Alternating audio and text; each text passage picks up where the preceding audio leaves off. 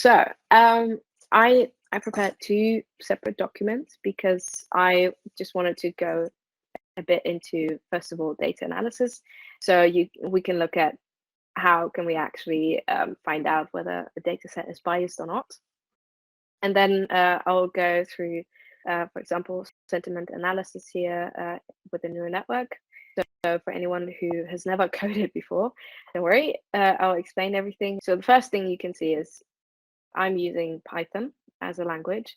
I'm also using a specific data set, which I wrote down here.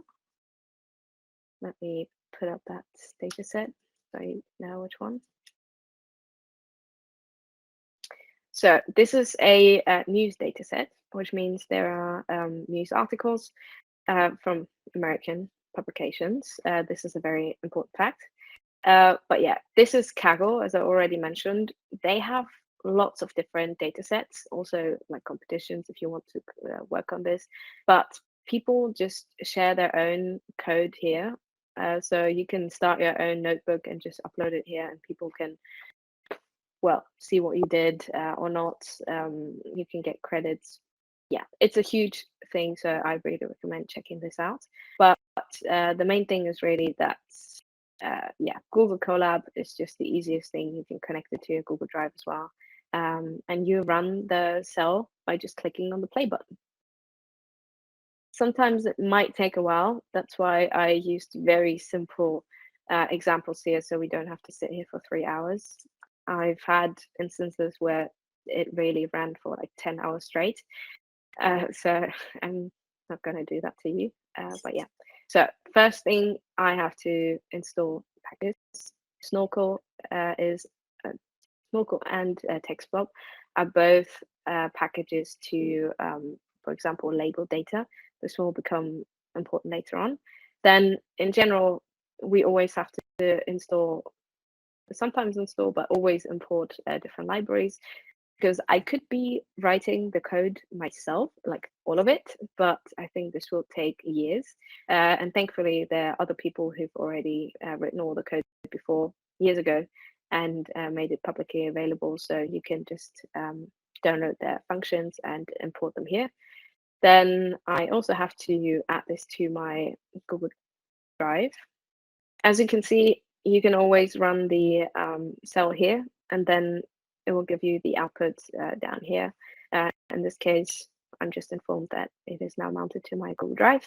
Then I have the data set that I just showed you, and I'm reading the data set in using pandas. That's another library. And unfortunately, because it's such a big data set with 143,000 articles, it was split into 3 separate files. That should not be a problem. We can put that together later on. Okay, so the dataset is downloaded. Then we just have to check that the columns are the same for all 3 datasets, so that when we put this into one big dataset, yeah, there is no error. So what you can see here now is this is just a very boring data set. You might have seen this before. It could look like an Excel sheet, and you have an ID of every entry. In this case, you have the title of the article and the publication, the author, the date, the year, month. The URL is for some reason not available, but yeah, then you also have the entire article. So what we're doing then is, in this case, we just want to analyze the data that we have. So what does it look like? What are we working with? Is it actually useful for our purpose? And this is, I think, whenever you try to have your own project, it's so important to do this, because sometimes you just think a data set is what you need, and then because you look at the first 10 entries, but the other 10,000 entries are not what you need. So yeah, always analyze your data set before. So we see that the shape of the data set, which just means the dimensions. In this case, we have 142,570 entries, and we have 10 columns within the data set. So we are just tidying up the data set here. So we just deleted the unnamed column. And this is now what it looks like. I personally love graphs and plots, so I always try to create some here. In this case, it's a plot that shows me the distribution of different publications. So in this case, I can see there are 15 different publications, and the ones that have the most articles within this data set is Breitbart. New York Post is the one with the second most information.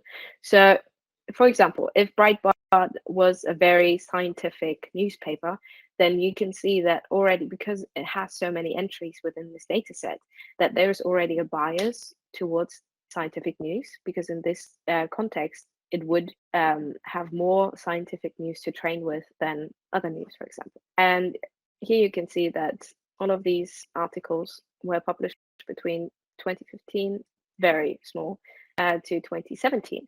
So if you try to remember what happened in the US, because this is an American data set, between 2015 and 2017, and includes news. I personally had to Google because I realized that my memory is maybe not that good. And I don't know if you remember, but back then in 2016, we had the elections with Barack Obama and Trump. And that was very controversial. Within this time period, these articles would, well, be very political. So it doesn't really matter whether these publications are political or not.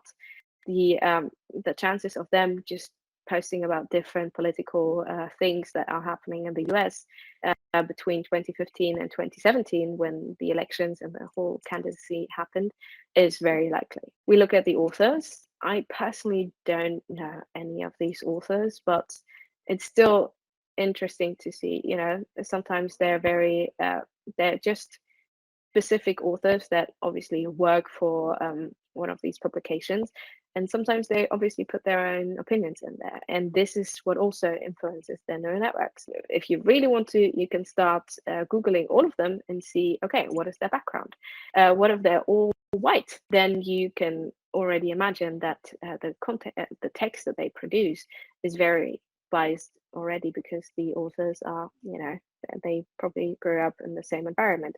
How many men, women, others are there? So we have the entire data set. We analyzed the publications, the year, the authors, and now we want to go into the text. As I already mentioned, when you use text, you need the text representation and everything, but also you need to pre-process the text. So in this case, this is what I did during my recent master's thesis, where I analyzed this data set as well. And I counted, I wrote a program that would count the most frequent words within that data set. And as you can tell, because we already looked at the different years, here Trump is the most frequent word used. Then you have Clinton, then you have Donald, Obama, Hillary, everything. And we don't really have anything in between. So you can already tell that the content within this data set is very political. So if you want to build a language model that will help you with anything scientific or medical, for example, you wouldn't use this data set because it wouldn't have the right information. Then I also analyzed the context between these words, like the certain words within the data set. And these are just some examples. So, for example, Kim Jong-un, of course, is the North Korean politician, but also when you have his names, they always appear in the same context. So they're more likely to always continue to appear in that context as well. The only difference here is really that Kim is split between Kim Jong-un and Kim Kardashian, because there are also lots of articles about Kim Kardashian and they share the same name. And for this language model, it's really hard to distinguish between articles from, you know, entertainment, but also from politics. But yeah, this is just in general to analyze the data sets. And then just a small example of text pre-processing, because I mentioned it before. So what we do is really we take any kind of symbol that is used in text. So any periods, any exclamation marks, whatever, we take that out because it's not really important for the language model. And then we put every word into its like original form. And you can see that here as well. So for example, if you have the sentence, I have the high ground, Anakin, for any Star Wars lovers, then in the end, you would just have high ground and Anakin, because I have the and the exclamation mark is not necessary for the neural network. And yeah, that's the end of the dataset part. I hope that gave you at least some kind of introduction into how to analyze your data sets before you train anything. In this case, I'm using a different data set because we already established that the first one is very biased towards political news in the US. We go through the same procedure, so we have to download all these libraries and import them. Again, Snorkel and TextBlob. And we have these different libraries that we have to include in here. Okay. This, yeah, sometimes it can take literally 10 minutes. Then I'm connecting it to my Google Drive. Also, you can do that yourself. I put the links, I gave the links to Eve, so you'll be able to do this at home if you want to. You can just copy this, try it out yourself. I amended the text, the code, so that you don't have to work on anything hard. You literally just have to make it run. So what we're doing here right now is we downloaded the data set. In this case, it's an Australian data set, also from Kaggle.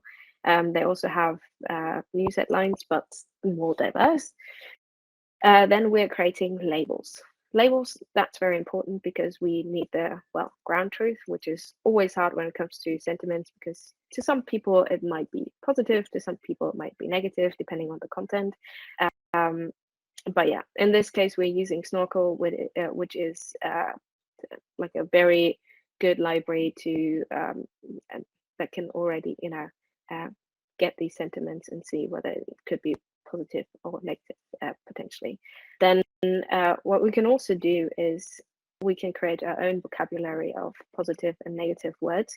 So in this case, great is usually positive, delighted is positive, whereas killed is rather negative. So when the network sees these words, then it will give more weight to whether it's positive or negative in this case. Then we use the labels from here and we apply them. We see, okay, we look at the value that we get in the end. If it's above 0.6 in this case, it will be positive. And yeah, then we built all the labels for the classifier so that we'll know whether it's positive or negative when it trains with it. That you make sure that it doesn't turn itself off, because then all your work was basically for nothing. Really helpful because you can just do it anywhere, just on a normal laptop. You don't need any high computing power for this, unless you want to do like really big projects. Okay, so we created all these labels now. Then when we go through all these labels, we can count them. So 1 is positive and 0 is negative. As we can see, is we have a slight bias because in the end we have around, I would say, 30,000 entries. And of these 30,000, 19,000 are positive or labeled as positive, and 10,000 are only labeled as negative, which means we have too much data, in this case of positive news. But it's not that grave that we have to do anything. If you want to change that, you can oversample or undersample, which means that you can go into the data set and, for example, delete like these 9,000 positively labeled entries, so that in the end you would have 10,000 for each label. But yeah, in this case, it doesn't really make such a huge difference. Then when we look at the new data set that we created with the labels, we can now see, okay, this is the text. already pre-processed as well. And then we see the label here next to it. And you might wonder, okay, why are we putting the labels here? Is that not the whole task? Well, we're trying to make it complex because the labels cannot really look at the context between the words, of course. They can only look at, okay, single words and see, does it seem positive or negative? But this is not really the truth. Well, if there's ever a truth. We pre-process the text again, just to make sure that it's really properly cleaned before we use it within the neural network. Basically, everything that you see here has little comments everywhere. So this could, I don't know if they're too technical, these comments, but I try to put in as many as possible so that you know what this line of code is actually doing. But also the entire code that you see here, you don't have to do anything. You don't have to program yourself. You literally just have to click on the play button. If you want to learn anything, then this is included in the list of resources I shared earlier. There are lots of examples. So even if you just Google creating, or like if you want to build a specific model yourself, so if you say, okay, I want to build a text summarizer on news articles, then you'll find thousands of different people who already created the code, and then you can try and use that and understand the code, what they did, and then try it out yourself.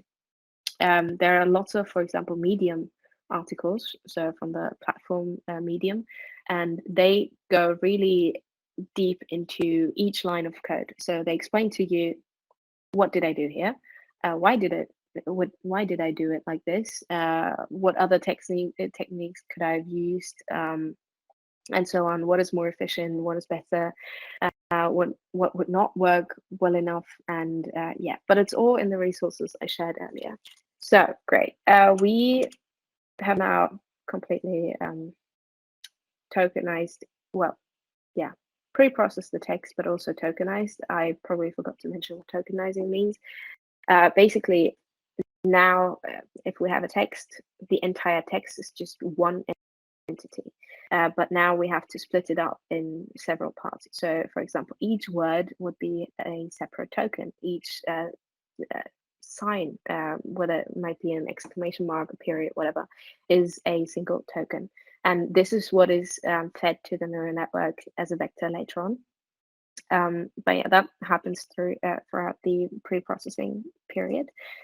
And here, as you can see, that's the text representation function, and we're using a TF-IDF vectorizer, which is different from the bag of words model, because here, TF-IDF, you might have heard that from, for example, search engines. That's how Google works.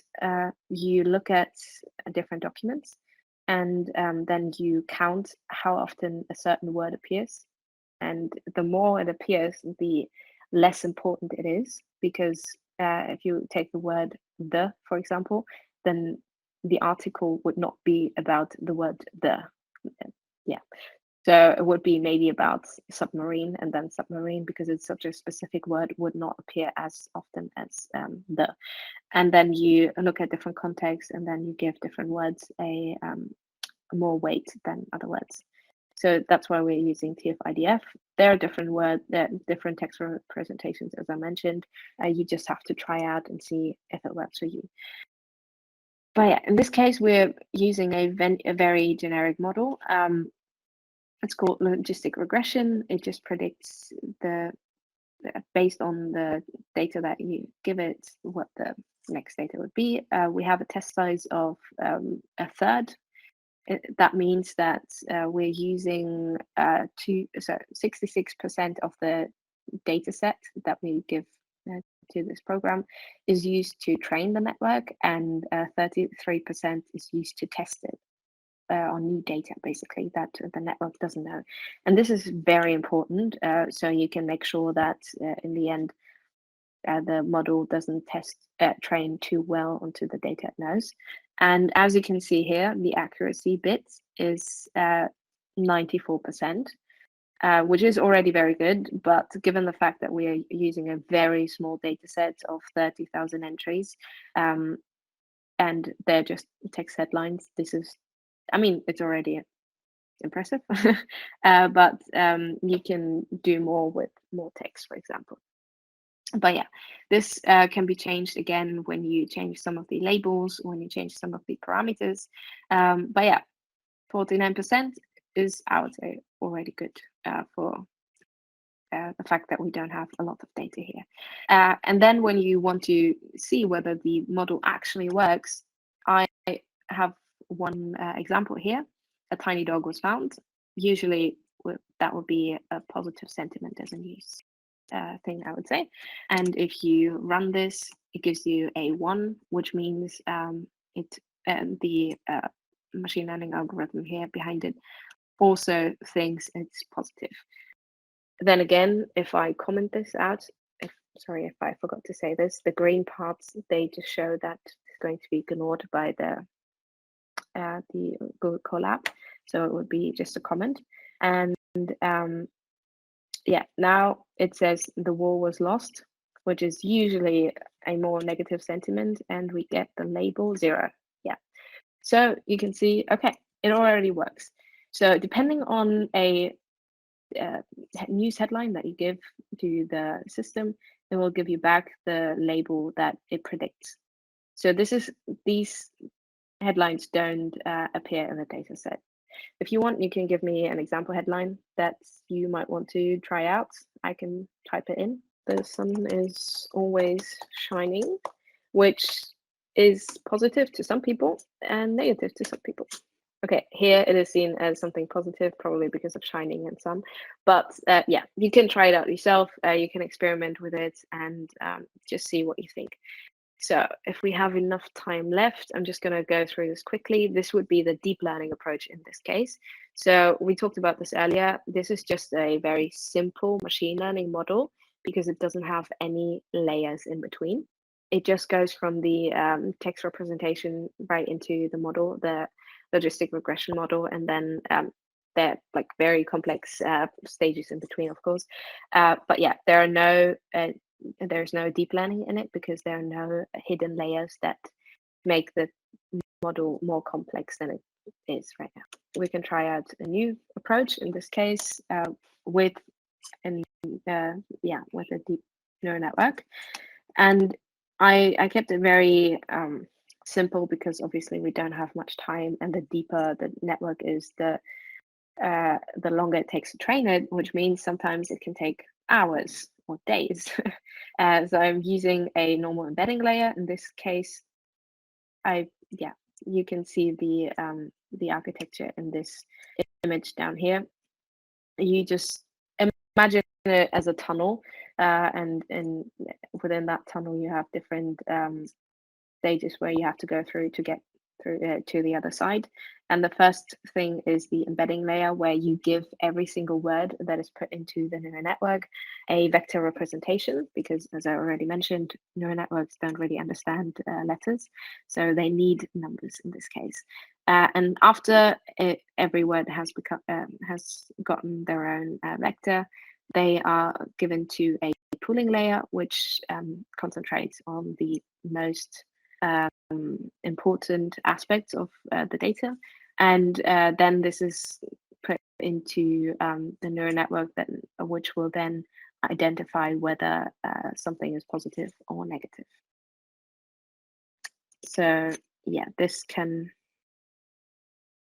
you have different parameters. So for example, if you're into parameter optimization, then you can change any parameter here. Anything that is green can be changed, or even red. So yeah, this is something that you can work with and just try out. And this is now the training process of the deep neural network. This is how it would look like every single time you train a neural network. So even if you work on your own, I don't know, text summarization network, maybe a voice assistant, maybe a chatbot, if you want to train it yourself, this is what it will look like. And you see the different stages. It's literally like a baby that wants to try and learn how to walk. First time is never that great. And here you can see the accuracy is at almost 64%. But with every time, it gets better. And now we're at 95%. And yeah, the last epoch is 95%. Yeah. So you can, of course, change the number of epochs of how many intervals you need to finish the training process. In this case, I just chose 10 because it makes things quicker. But yeah, so basically, in this case, we get 95%, which is already better than the model we had before.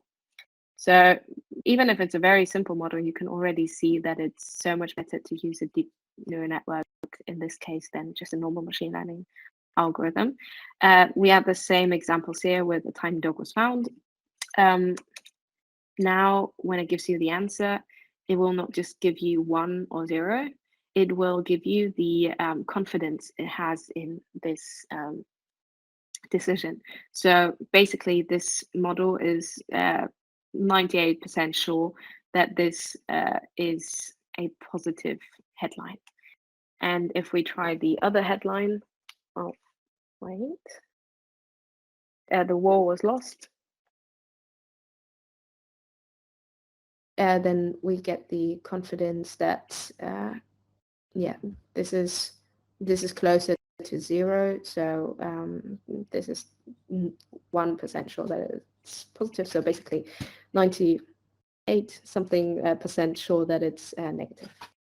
And that's it. So basically, if you go through all of this, you build, you pre-process the text, you build your own machine learning algorithm, and then you also build your own deep learning network that will distinguish between positive or negative sentiment in news articles. So yeah, I hope that was insightful and you got something out of it. I'm open to any sort of questions for anyone, really. If you don't understand anything or if you're unclear with it, with any of the code, let me know. Yeah. But there are so many examples. Again, just feel free to try them out. But yeah, thank you very much.